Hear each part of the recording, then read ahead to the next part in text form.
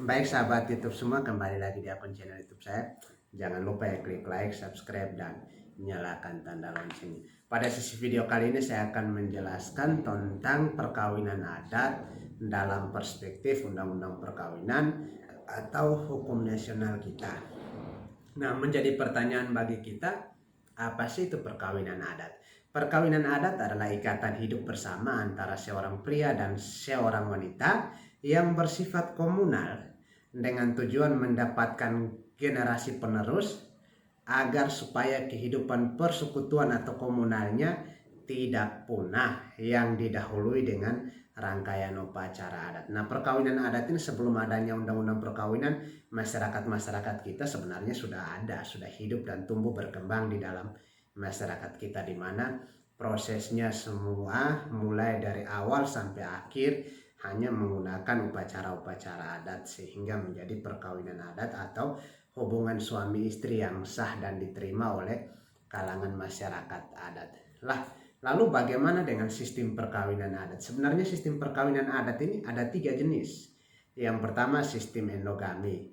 Sistem endogami yaitu sistem perkawinan yang hanya memperbolehkan seorang melakukan perkawinan dengan seorang dari suku keluarganya sendiri. Ini sistem endogami, artinya suku A hanya boleh diperbolehkan untuk mempunyai istri dari suku A, artinya menikah di antara klan atau sukunya sendiri. Yang kedua, sistem eksogami.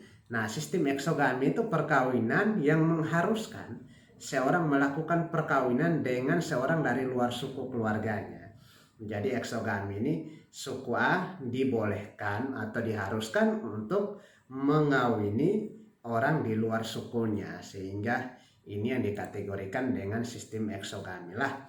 Lalu bagaimana dengan sistem eleotrapagami, yaitu sistem perkawinan yang tidak mengenal larangan atau keharusan seperti halnya dalam sistem endogami atau eksogami. Atau pada sistem eleotrapagami ini dia fleksibel, dia tidak mengharuskan, artinya seorang laki-laki atau seorang perempuan berhak memilih pasangannya dari suku mana saja atau bebas, artinya bersifat demokratis lah.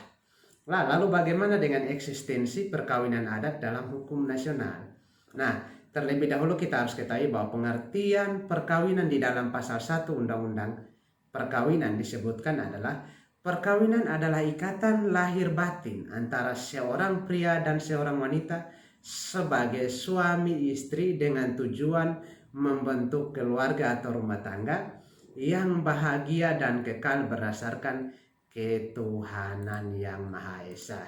Lalu begitu merujuk daripada pengertian tadi, apa sih tujuan perkawinan lagi dalam hukum nasional kita atau undang-undang perkawinan? Nah, tujuan dari undang-undang perkawinan ini sebenarnya tidak beda jauh dengan tujuan dari perkawinan adat, yaitu adalah suami istri membentuk keluarga rumah tangga yang bahagia dan kekal berdasarkan ketuhanan yang Maha Esa. Itu jadi tujuannya tidak beda jauh dengan perkawinan adat. Perkawinan adat bertujuan untuk membentuk keluarga komunal tertentu dalam masyarakat adat tertentu dengan tujuan untuk membentuk suatu rumah tangga yang secara adat diakui secara sah dan telah melalui prosedur-prosedur adat dari tahap awal sampai selesai. Nah, sama juga dengan undang-undang perkawinan, yaitu membentuk suami istri, membentuk suatu keluarga yang bahagia dan kekal berdasarkan ketuhanan yang Maha Esa. Dengan adanya Undang-Undang Nomor 1 Tahun 1974 atau Undang-Undang Perkawinan ini, maka dengan sendirinya memberikan dasar hukum untuk setiap perkawinan harus merujuk pada Undang-Undang Perkawinan. Padahal kalau kita lihat sebenarnya hukum adat perkawinan adat itu sudah ada, dan bahkan dari dulu sampai sekarang pun masih ada dan ada yang masih menjalankan perkawinan berdasarkan hukum adat. Tetapi menjadi persoalan ketika ada undang-undangnya, ini mengharuskan semua perkawinan harus tunduk pada undang-undang perkawinan, sehingga ketika walaupun sudah menikah secara adat tetapi belum menikah sah secara agama dan diakui di hadapan negara atau dicatatkan di pencatatan sipil atau KUA atau dicatatkan oleh negara, maka perkawinan itu belum dianggap sah. Artinya walaupun mereka sudah sah secara adat, tetapi menurut hukum nasional itu dikategorikan hidup bersama tanpa status perkawinan yang sah, atau orang bilang kumpul kebo. Nah, sehingga ketika ada undang-undang perkawinan adat ini, maka peraturan-peraturan yang lain yang mengatur tentang perkawinan sejauh telah diatur dalam undang-undang ini dinyatakan tidak berlaku.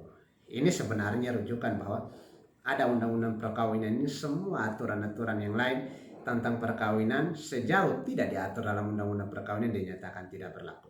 Namun dalam kenyataannya ada penafsiran kontrario, hal-hal yang tidak diatur dalam undang-undang perkawinan ini tetapi di hukum adat perkawinan maka tetap berlaku, seperti bentuk perkawinan, upacara perkawinan, dan lain-lain. Artinya hal-hal yang tidak diatur dalam undang-undang perkawinan tetapi ada diatur dalam hukum adat itu masih diakui. Artinya seperti contoh kayak upacara perkawinan, upacara adat yang harus dilalui tahap-tahap sebelum melakukan perkawinan, itu dianggap sah secara hukum. Artinya undang-undang perkawinan pun tidak membatasi bahwa hukum adat perkawinan pun itu tidak boleh. Hukum adat perkawinan pun itu boleh. Yang penting proses perkawinannya itu telah sah. Nah, ketika habis selesai sah, dilakukan misalnya nikah secara agama dan dicatatkan oleh negara. Nah, sekarang dengan adanya unifikasi atau lahirnya ketentuan pasal Undang-Undang Nomor 1 Tahun 1974 tentang perkawinan, maka ketentuan-ketentuan yang ada sejauh telah diatur dalam undang-undang dinyatakan tidak berlaku, terkhususnya mengenai ketentuan-ketentuan yang ada dalam hukum adat. Terlihat ada beberapa persamaan antara hukum adat dan perkawinan, namun ada juga ketentuan yang bertentangan dengan undang-undang perkawinan sehingga ketentuan tersebut tidak diakui oleh hukum nasional. Nah, dengan demikian asas-asas perkawinan adat tidaklah berlaku secara keseluruhan dalam sistem hukum perkawinan nasional, tetapi negara masih mengakui perkawinan secara adat, yaitu adapun eksistensi hukum perkawinan adat pada masa ini dengan berlakunya Undang-Undang Nomor 1 Tahun 1974 tentang perkawinan dapat didasari atau dapat menjadi dasar, yaitu pada pasal 18B Ayat 2 Undang-Undang Dasar 1945, yakni negara mengakui dan menghormati kesatuan masyarakat adat